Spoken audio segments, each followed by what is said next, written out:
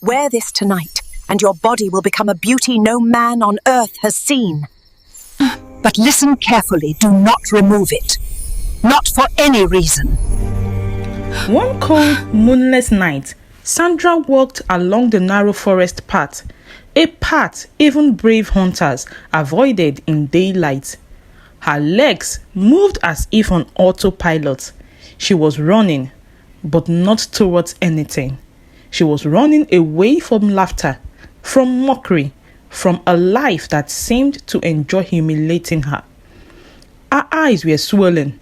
Her lips trembled. She could barely hold back the tears. Every snapping twig beneath her feet felt like the village whispering again, "There goes the broomstick girl." And then something strange happened. A voice called behind her, "My child." Sandra froze. Her heart hammered.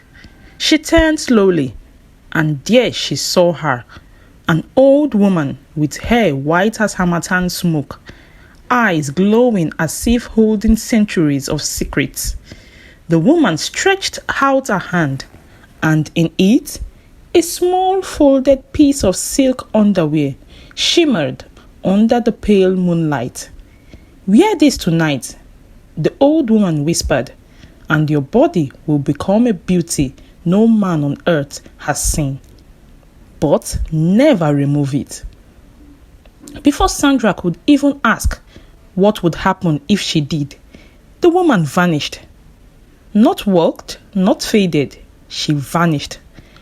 Sandra stood alone, clutching the silk like it might burn her hand. You see, Sandra was not always mysterious. In fact, she was the most rejected woman in Isele-Uku. Her body was painfully thin, so fragile, people joked she might fly away with the wind. Children even made song about her singing, "If strong wind blew, will Sandra fly away or first shake like a plantain leaf?" Her face, oh, her face, villagers whispered while pounding yam. God created her when he was tired that day. Goats wouldn't even follow her while she herded them. Suitors? None, not a single one.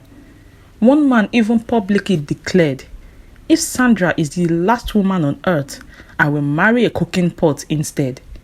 The market laughed for 3 days straight, and yet Sandra would smile in front of them. But the moment she returned home, the walls of her hut heard her cry. Yet there was a secret her mother whispered on her deathbed. "Any man who truly marries you will never know poverty again. Wealth will follow him like a stubborn shadow." Sandra never told a soul. She didn't want men who loved riches. She wanted someone who loved her. Years passed. Sandra remained alone. She farmed alone, ate alone, even danced alone inside her hut until a chicken saw her and ran in terror. Then came the New Yam Festival. The drums shook the earth. Palm wine flowed like rivers. Girls wore colorful wrappers. And there she stood, far away from the crowds, near the dying fire, exactly where unwanted people always stood. Then he appeared, a young man, walking straight towards her, calm, gentle. His name was Obinna, the farmer, known for his quiet strength. The festival seemed too slow. Drums paused mid-beat. Villagers whispered, "Is he lost? Does he not see the other beautiful girls?" But Obinna stopped in front of Sandra and simply said, "Good evening." Sandra turned to see if he spoke to someone else. He smiled. "I am greeting you." Those words entered her heart like sunlight piercing a dark hut. They talked all night, not a single hint of mockery, not a glance of pity, just genuine attention. He laughed at her jokes, even the bad ones. And that night, he walked her home. From that day, every evening, Obinna came with a calabash of palm wine. They laughed, they shared stories. Slowly, friendship grew. Love blossomed. They got married, and the entire village nearly fainted. 2 months later, Obinna's business exploded. Customers came from distant villages. Money poured like rain. The same men who mocked Sandra now bowed when they passed her. One even called her our in-law. But Sandra ignored them. She smiled privately, her heart at peace. Then a stormy night arrived. Sound of thunder and rain. Obinna disappeared. No footprint, no struggle, no goodbye. Only silence. Sandra refused to believe he was gone. She waited. 1 year, 2 years. Then the greedy men appeared. Suitors lined outside her hut like people waiting for free food at a funeral.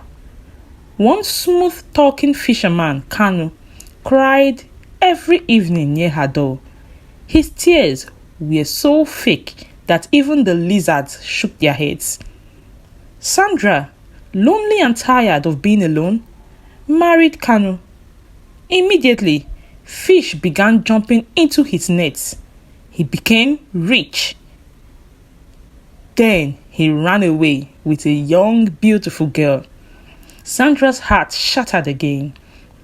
And so it continued, one man after another. Each become rich. Each abandoned her. The village grew afraid. Children ran where they saw her shadow. Adults crossed the road. Whispers began. Wealth today, sorrow tomorrow. One night, Sandra left the village, tired of life, tired of loneliness. She met the old woman. The woman handed her the silk underwear. Wear this, she said, and the world will see you as you deserve.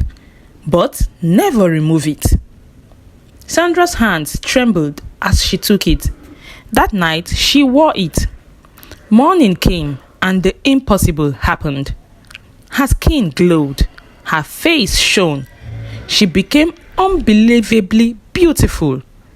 Men fainted. Hunters fell into bushes. One old man even greeted a goat thinking it was her. Her beauty stunned Isele-Uku, but it came at a cost. The richest chief, who never noticed her before, saw her and immediately married Sandra. Within months, his wealth collapsed. Cows died, lands vanished.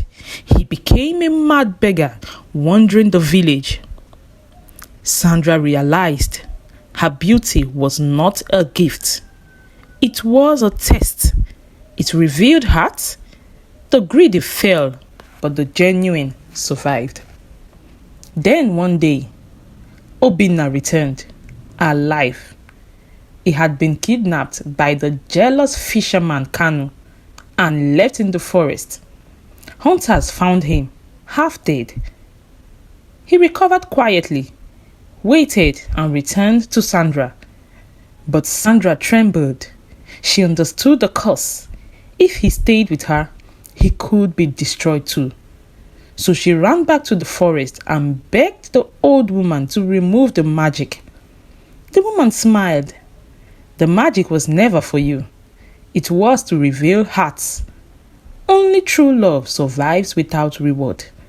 She told Sandra to burn the underwear. Sandra returned home and threw the silk into the fire. Flames swallowed it. Her beauty vanished. She returned to her original self, thin, gentle, unassuming. She stepped outside. Obinna stood there. Silence, long silence. Her heart pounded.